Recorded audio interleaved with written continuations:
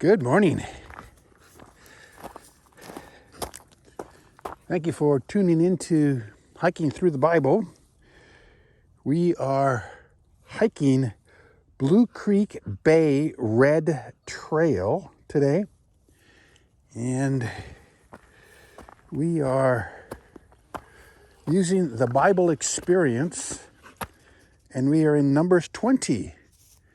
It is a very cold day, and we will get it going.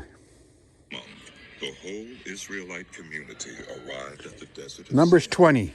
and they stayed at Kadesh.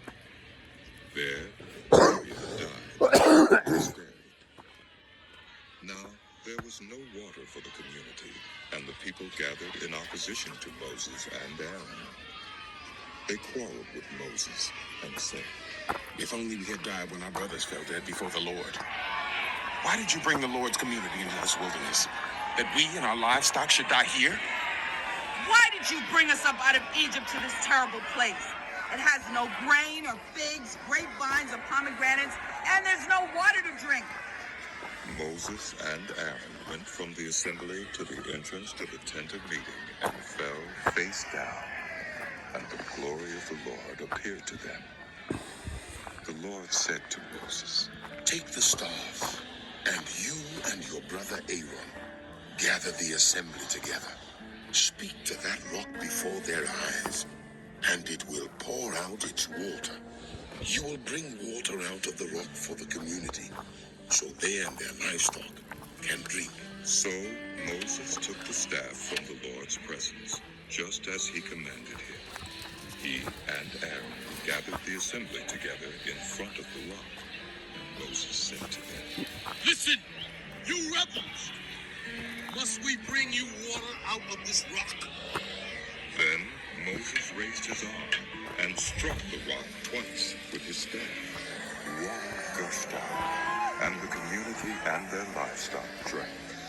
But the Lord said to Moses and Aaron, "Because you did not trust in me enough to honor me as holy in the sight of the Israelites, you will not bring this community into the land I give them." These were the waters of Meribah, where the Israelites quarreled with the Lord, and where he was proved holy among them. Moses sent messengers from Kadesh to the king of Edom, saying, "This is what your brother Israel says. You know about all the hardships that have come on us. Our ancestors went down into Egypt, and we lived there many years. The Egyptians mistreated us and our ancestors. But when we cried out to the Lord, he heard our cry and sent an angel and brought us out of Egypt. Now we are here at Kadesh, a town on the edge of your territory. Please let us pass through your country. We will not go through any field or vineyard or drink water from any well. We will travel along the King's Highway and not turn to the right or to the left until we have passed through your territory." But Edom answered, "You may not pass through here. If you try, we will march out and attack you with the sword." The Israelites replied, "We will go along the main road, and if we or our livestock drink any of your water, we will pay for it. We only want to pass through on foot, nothing else." Again they answered. "You may not pass through." Then Edom came out against them with a large and powerful army. Since Edom refused to let them go through their territory, Israel turned away from them. The whole Israelite community set out from Kadesh and came to Mount Hor. At Mount Hor, near the border of Edom, the Lord said to Moses and Aaron, "Aaron will be gathered to his people. He will not enter the land I give the Israelites, because both of you rebelled against my command at the waters of Meribah. Get Aaron and his son Eleazar, and take them up Mount Hor. Remove Aaron's garments, and put them on his son Eleazar, for Aaron will be gathered to his people. He will die there." Moses did as the Lord commanded. They went up Mount Hor in the sight of the whole community. Moses removed Aaron's garments and put them on his son Eleazar. Aaron dying there on top of the mountain. Then Moses and Eleazar came down from the mountain, and when the whole community learned that Aaron had died, the entire house of Israel mourned for him 30 days. When the Canaanite king of Aram, who lives in the Negev, heard that Israel was coming along the road to Atharim, he attacked the Israelites and captured some of them. Then Israel made this vow to the Lord. If you will deliver these people into our hands, we will totally destroy their cities. The Lord listened to Israel's plea and gave the Canaanites over to them.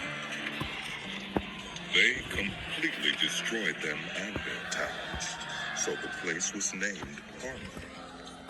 They traveled from Mount Hor along the route to the Red Sea to go around Edom. But the people grew impatient on the way. They spoke against God and against Moses and said, Why have you brought us up out of Egypt to die in the wilderness? There is no bread, there is no water, and we detest this miserable food. Then the Lord sent venomous snakes among them. They bit the people, and many Israelites died. The people came to Moses and said, When we spoke against the Lord and against you, pray that the Lord will take the snakes away from us. So Moses prayed for the people. The Lord said to Moses, Make a snake and put it up on the pole. Anyone who is bitten can look at it and live.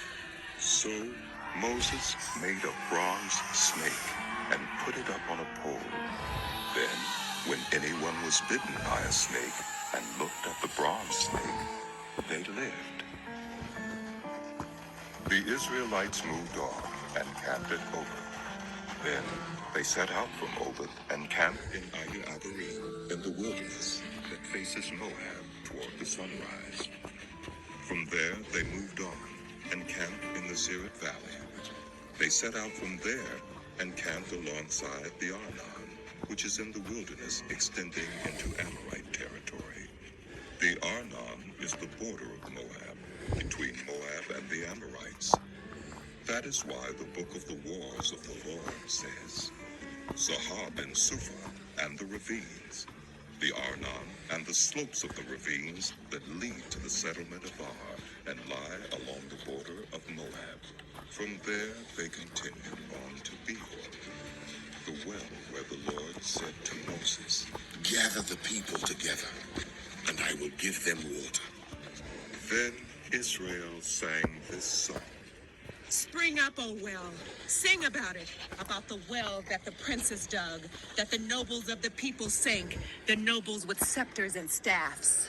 Then they went from the wilderness to Mattanah, from Mattanah to Nahaliel, from Nahaliel to Bamoth, and from Bamoth to the valley in Moab, where the top of Pisgah overlooks the wasteland. Israel sent messengers to say to Sihon, king of the Amorites, Let us pass through your country. We will not turn aside into any field or vineyard, or drink water from any well. We will travel along the king's highway until we have passed through your territory. But Sihon would not let Israel pass through his territory. He mustered his entire army and marched out into the wilderness against Israel. When he reached Jahaz, he fought with Israel.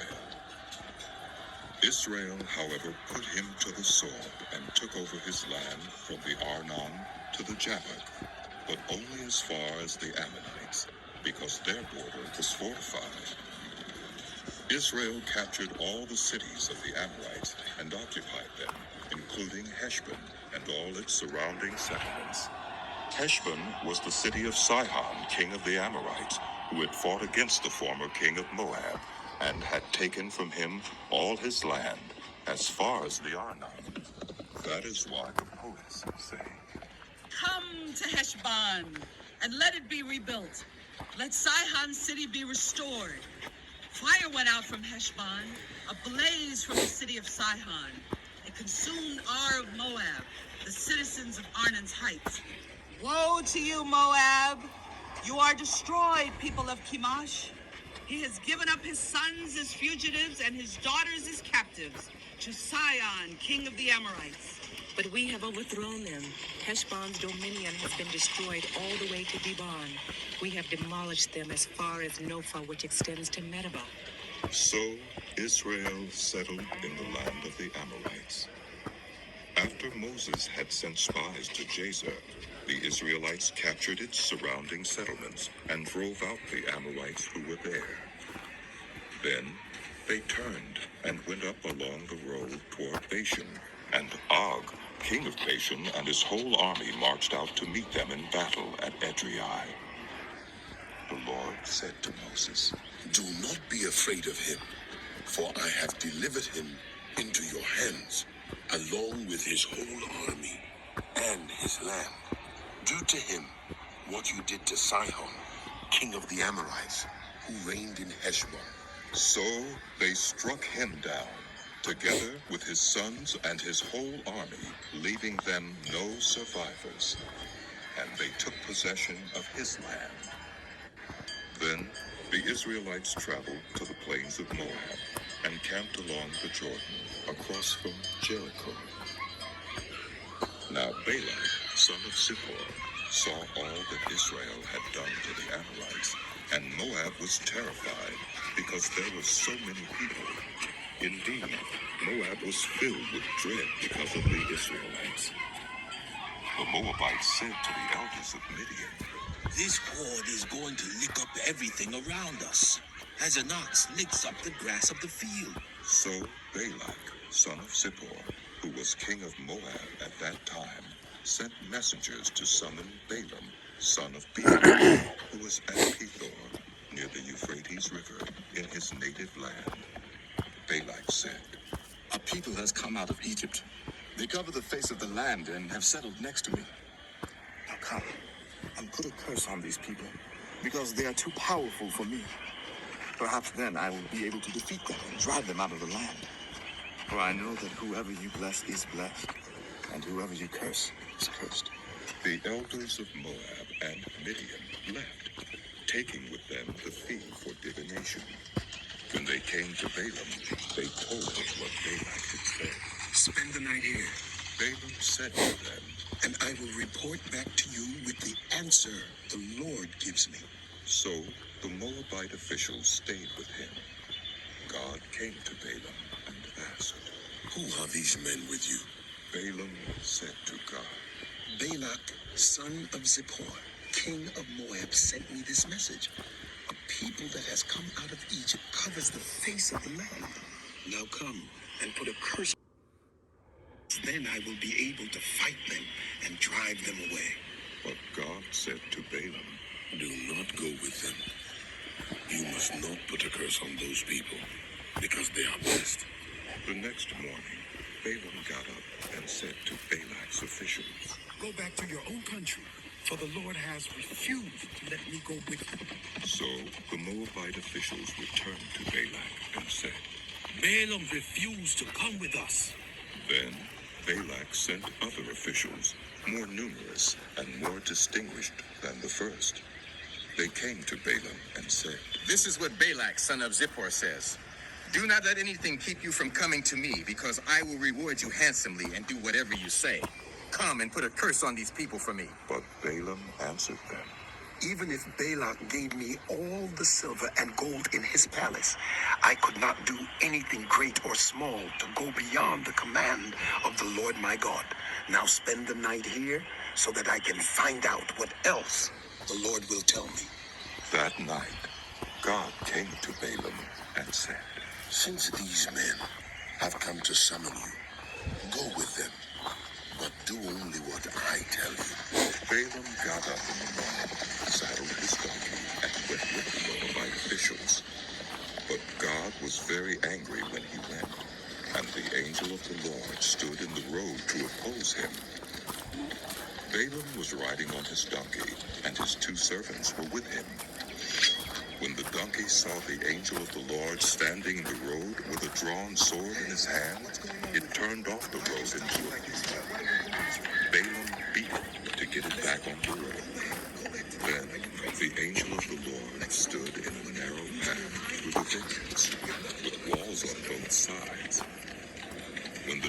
saw the angel of the Lord, it pressed close to the wall, crushing Balaam's foot against it. So he beat the donkey again. Then the angel of the Lord moved on ahead and stood in a narrow place where there was no room to turn either to the right or to the left. When the donkey saw the angel of the Lord, it lay down under Balaam, and he was angry and beat it with his staff. Then the Lord opened the donkey's mouth, and it said to Balaam, What have I done to you to make you beat me these 3 times? Balaam answered the donkey, You have made a fool of me.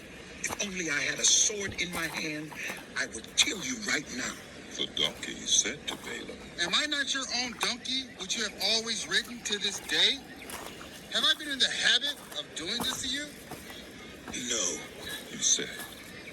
Then the Lord opened Balaam's eyes, and he saw the angel of the Lord standing in the road with his sword drawn. So he bowed low and fell face down. The angel of the Lord asked him, Why have you beaten your donkey these 3 times? I have come here to oppose you because your path is a reckless one before me. The donkey saw me and turned away from me these 3 times. If it had not turned away, I would certainly have killed you by now. But I would have spared it. Balaam said to the angel of the Lord, I have sinned. I did not realize you were standing in the road to oppose me. Now, if you are displeased, I will go back. The angel of the Lord said to Balaam, Go with the men, but speak only what I tell you. So Balaam went with Balak's officials.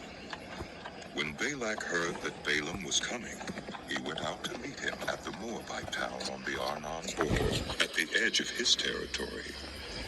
Balak said to Balaam, Did I not send you an urgent summons? Why didn't you come to me? Am I really not able to reward you? Well, I have come to you now, Balaam replied, but I can't say whatever I please. I must speak only what God puts in my mouth. Then Balaam went with Balak to Kiriath Huzzah. Balak sacrificed cattle and sheep and gave some to Balaam and the officials who were with him. The next morning, Balak took Balaam up to Bamoth Baal, and from there he could see the outskirts of the Israelite camp. Balaam said, Build me 7 altars here, and prepare 7 bulls and 7 rams for me. Balak did as Balaam said, and the 2 of them offered a bull and a ram on each altar. Then Balaam said to Balak, Stay here beside your offering while I go aside. Perhaps the Lord will come to meet with me. Whatever he reveals to me, I will tell you. Then he went off to a barren height. God met with him, and Balaam said, I have prepared 7 altars, and on each altar I have offered a bull and a ram. The Lord put a word in Balaam's mouth and said, Go back to Balak, and give him this word. So he went back to him and found him standing beside his offering with all the Moabite officials. Then Balaam spoke his message. Balak brought me from Aram, the king of Moab from the eastern mountains. Come, he said, curse Jacob for me. Come, denounce Israel. How can I curse those whom God has not cursed? How can I denounce those whom the Lord has not denounced? From the rocky peaks I see them, from the heights I view them. I see a people who live apart and do not consider themselves one of the nations. Who can count the dust of Jacob or number the 4th part of Israel?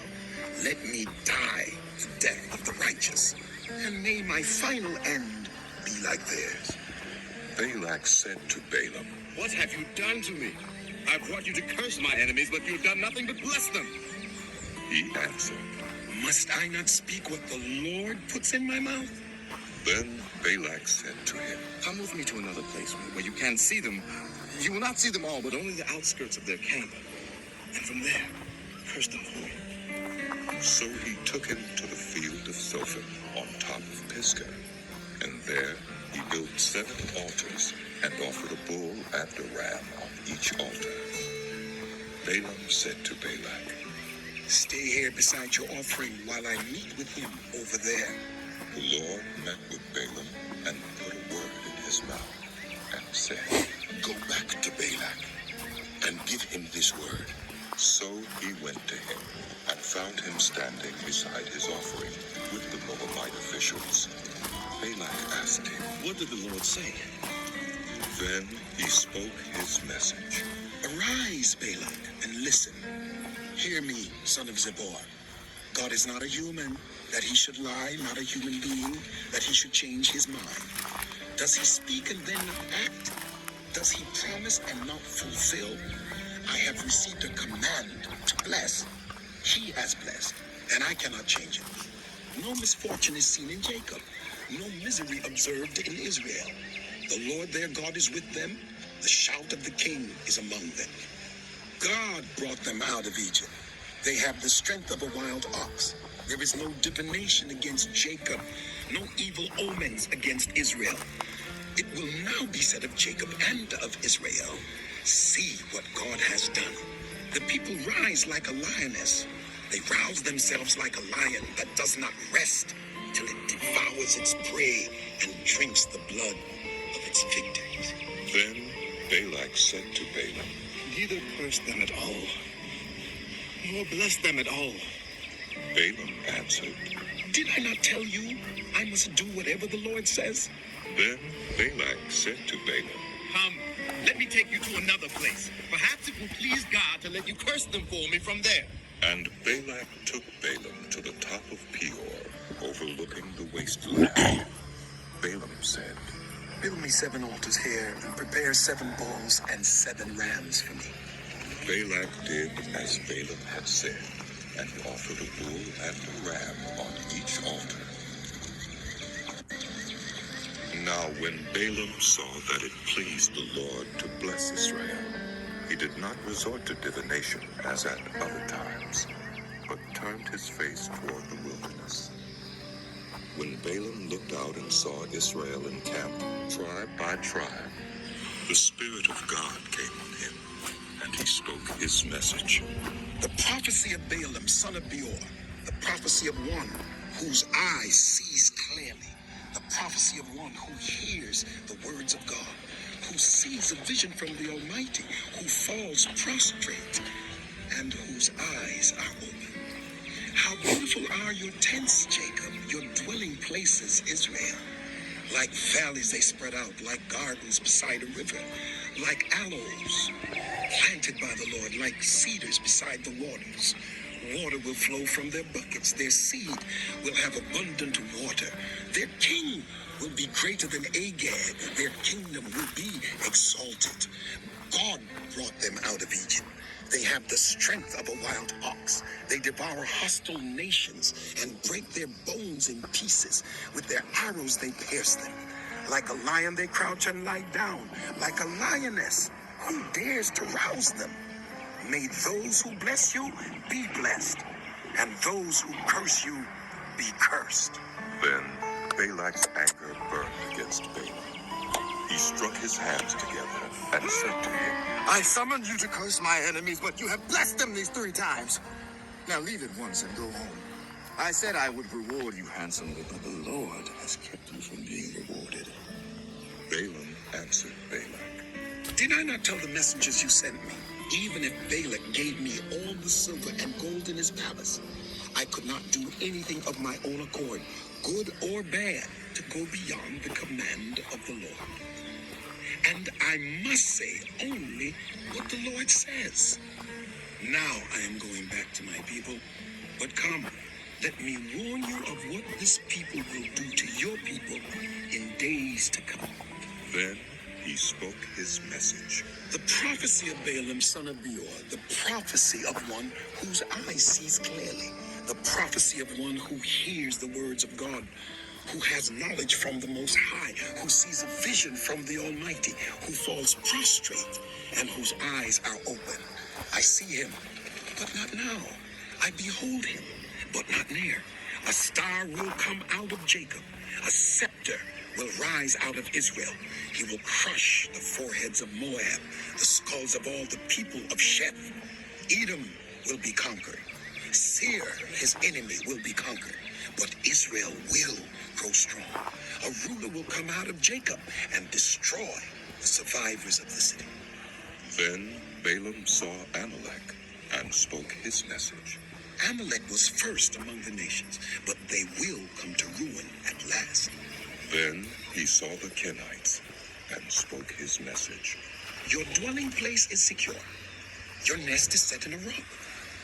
Yet you Kenites will be destroyed when Asher takes you captive. Then he spoke his message. Who can live when God does this? Ships will come from the shores of Cyprus.